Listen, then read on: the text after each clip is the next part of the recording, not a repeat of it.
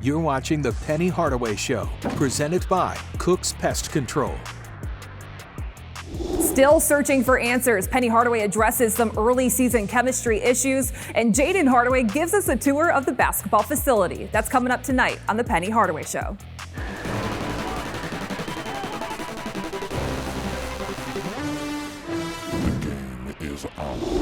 The Penny Hardaway Show is presented by Cook's Pest Control. You don't have to live with pests. Call Cook's Pest Control and get a free quote today. Conway Services, the official HVAC partner of Tiger Athletics. Tiger Bookstore, the official merchandiser for Tiger Athletics. AutoZone, when you've got car trouble, you want help from number one. Get in the zone, AutoZone. And is supported by your Memphis area Toyota dealers. This season continues to be very bumpy. The Tigers lose at home to Murray State. Hi, everybody. I'm Dave Woloshin. And I'm Cassie Carlson. That just leads to more questions surrounding this team. Penny Hardaway addresses them. Yeah, it's just you just gotta keep working, man. That's all we can do. All I can do as a coach is keep working. 4 games in a row. You said every speech.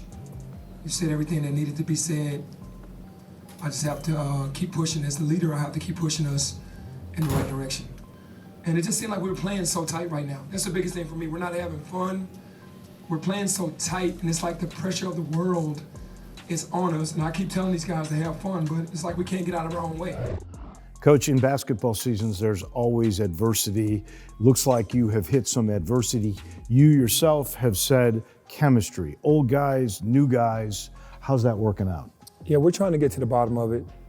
It was definitely something that we saw early, but we thought we'd be able to work it out, and had a team meeting, and it got deeper than what we actually thought it was, and we're trying to work through our little growing pains. I mean, obviously you have a 17-year-old, a newly turned 18-year-old that are playing a ton of minutes, that are out there by themselves, mentally trying to fight through the adversities that the older guys have already gone through, and the older guys haven't just done the best job of helping them navigate through those situations. You've really challenged the veterans, and you talk about, how you want them to respond, but what exactly do you want to see from them and how they respond? I need all of them to just be coachable, need them to be leaders, not make it about themselves. I think sometimes when you feel like you paid your dues, it's your turn, and you don't want to share your turn, and it gets kind of misconstrued. It's too much going on, where it's me, I, and not us and we. And that's what starts to happen on the really good teams, because people talk about we have a lot of talent, which we do, but if the talent isn't matching or isn't playing together, then the talent means nothing. Are you surprised at this?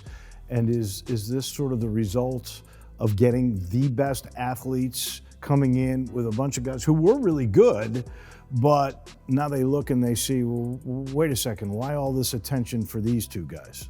Yeah, it's just human nature for kids to get jealous of other kids, no matter the situation. I mean, you look around the country, it's happening everywhere.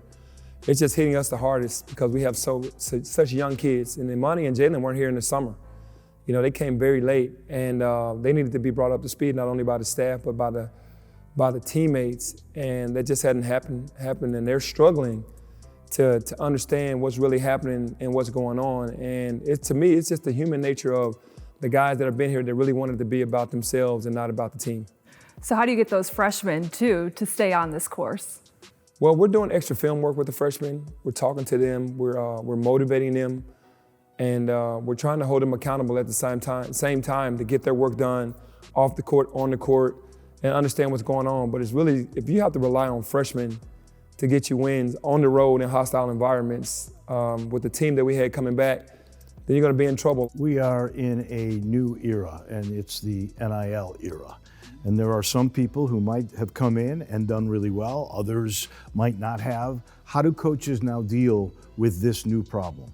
Well, you got to say that the guys take for instance, Imani and Jalen, they're going to get way more than everybody else because of their names.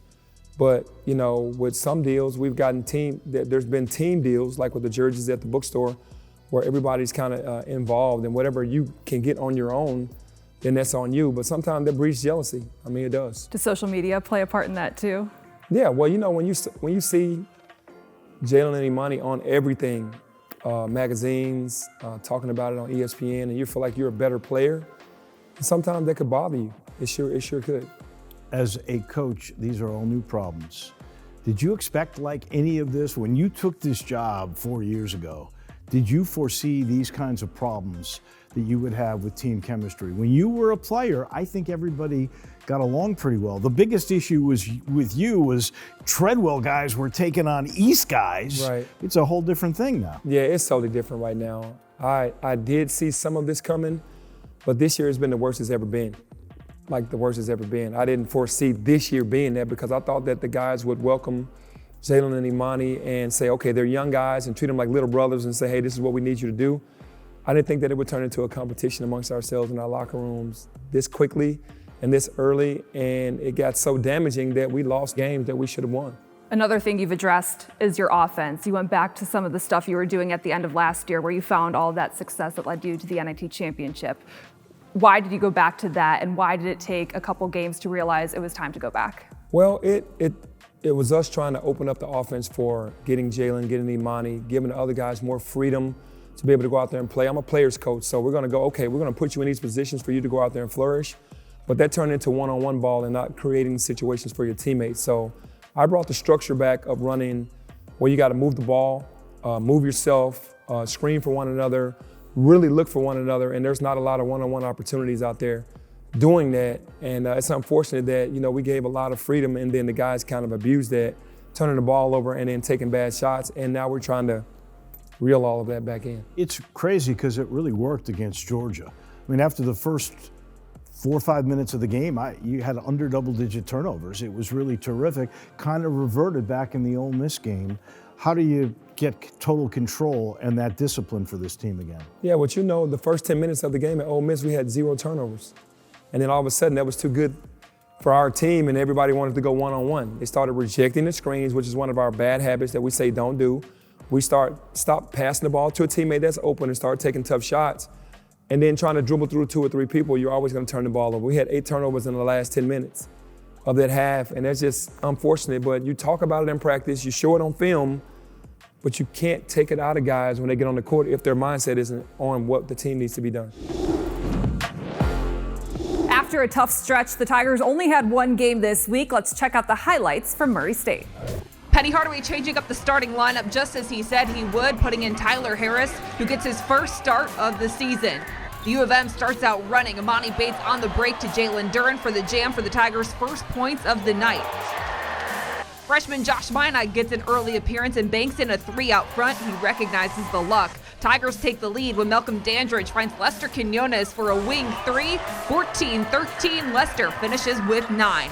Memphis looking good, going on a 17-2 run to close out the first half. Tyler Harris with the 3. Then tic-tac-toe passing to find Jalen Duren for the jam. 14 for the freshman big. Imani Bates with 9 as the Tigers take a 40-26 lead into the break. Second half, a different story. The Racers on fire, hitting 14 of 19 from 3, outscoring Memphis by 16 in the second half. This one goes to the wire, but Murray State upsets the Tigers. Final score, 74-72. Tyler Harris getting his first start of the season and finishing with a team-high 15 points, hitting 3 triples for this week's outstanding performance. The Defensive Player of the Week goes to freshman Imani Bates, a season-high 3 steals against the Racers. The team spends a lot of time inside the Lori Walton Family Basketball Center. We're taking you beyond the lobby right after this. You're watching The Penny Hardaway Show, presented by Cook's Pest Control. The Tigers have one of the best basketball facilities in the country, so this week we're giving you a tour of the Lori Walton Family Basketball Center.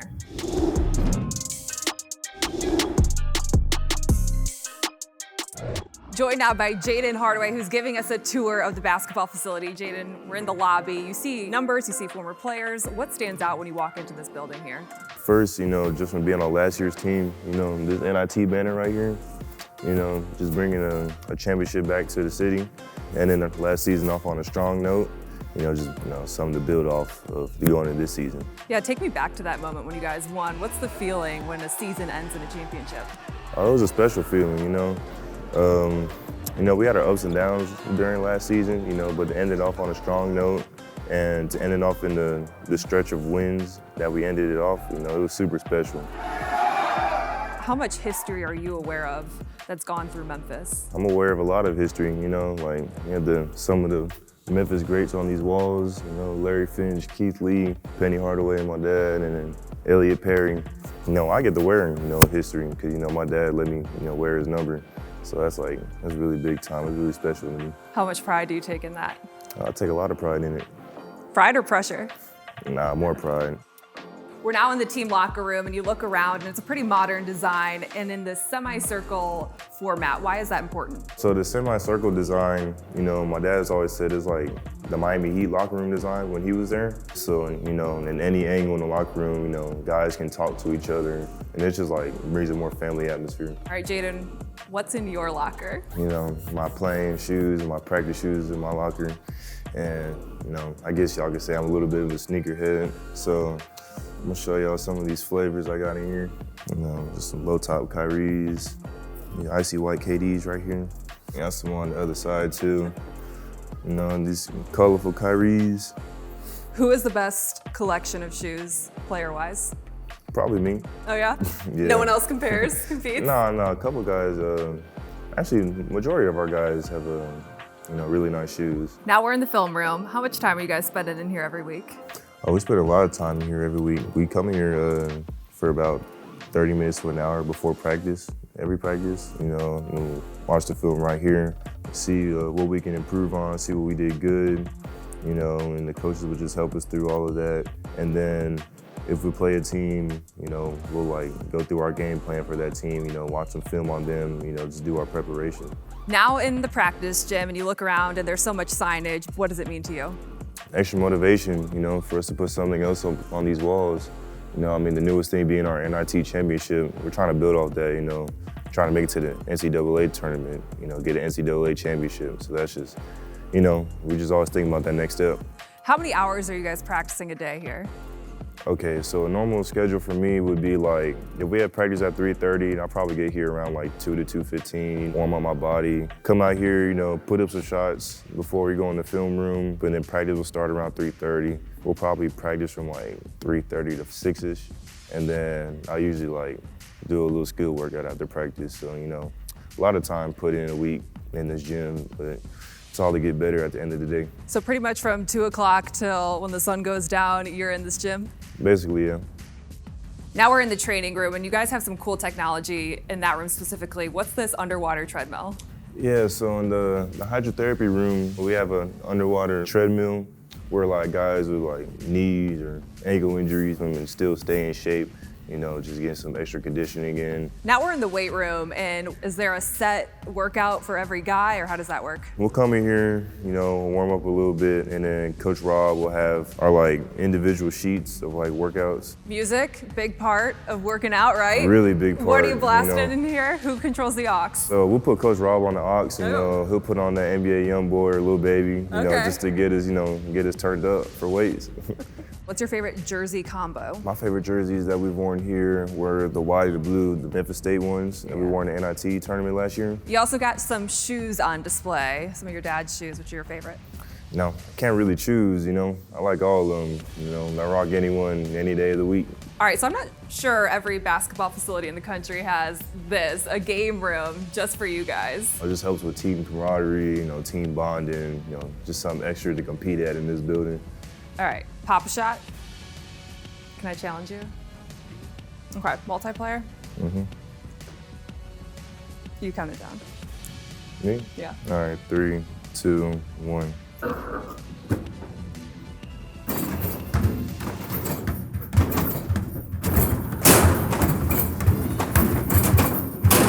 see him hitting everyone out of the corner of my eye.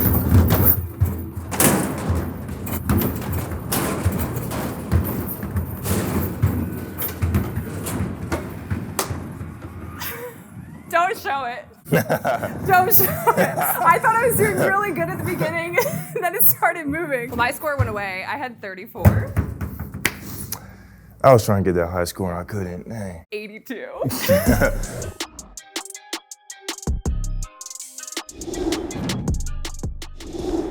We love love this building, the Lori Walton Center, and your son, Jaden. What a job he just gave us on a tour. I remember your great practice days at the El Marone.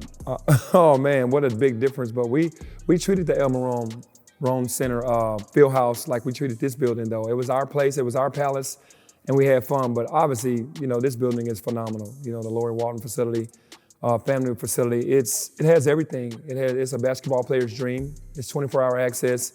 You can get in whenever you want. We have the hot tub, the steam room, cold tub, very beautiful weight room. We have a movie room, we have a game room. We have everything that these kids need to just make this a safe haven and a home away from home. How important is a facility like this in a recruiting process? Now, this facility has signed by itself at least 10 players in the last 4 years, seriously, because they love coming in here and seeing the newness of the building, everything that it has to offer. It's just, like I said, it's a player's dream, and they feel like I can be in here all times of day and night after class or in the off season getting my work done on the floor, and yeah, you can. This lobby too, when you walk in and see the history, how important is that for a reminder of what Memphis basketball means to the city? Yeah, no, I mean, obviously being from here and playing here and understanding every one of these guys that played, obviously not back to the Win Will Fongs and that era, but understanding the Forrest Arnolds and definitely have respect, but everyone else on that list I'm very familiar with and understand who they are, and to have the history right here in our lobby when you walk through, I think that's awesome for people to be able to see. Also to have your office in here, because you used to have to go 2-3 different places, everything's here. Yeah, just, you know, going over to the coaches' offices back in the day was right outside of our dorms. It was totally separate from where we played to have it in practice. So to have our offices inside of the practice facility is a big plus. That wraps up our tour of the Lori Walton Family Basketball Center. Up next, we're previewing the Tigers' next two SEC tests against Alabama and Tennessee. You're watching The Penny Hardaway Show, presented by Cook's Pest Control. Let's take a look at the AutoZone road ahead. The road this week may be the most daunting in the Penny Hardaway era. Two ranked teams, Alabama and Tennessee. Yeah, both top teams, both playing really well. Alabama's guard play is super, and so is Tennessee's guard play. Both well coached and playing really good basketball. What does the Tennessee-Memphis rivalry mean to you? It means a lot. I mean, that's been a rivalry forever, and obviously an interstate situation where you have the SEC versus AAC. Everyone around here understands the magnitude of it from when you were very young, and it's something that we all look forward to. And those rivalries, I know, are things that you want to continue, maybe even grow to some more, like Louisville. Yeah, I definitely want to continue the rivalry with Tennessee and get back to Louisville and Arkansas. That was tonight's AutoZone Road Ahead. AutoZone, America's #1 battery destination and official sponsor of Tiger Athletics. Get in the zone, AutoZone.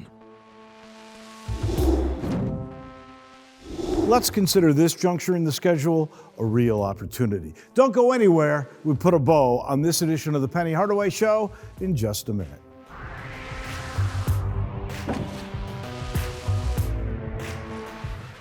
You're watching the Penny Hardaway Show, presented by Cook's Pest Control. Thanks for joining us. Next week, you'll meet a very special young man, Josh Minot. It comes your way late Sunday night on the Penny Hardaway Show.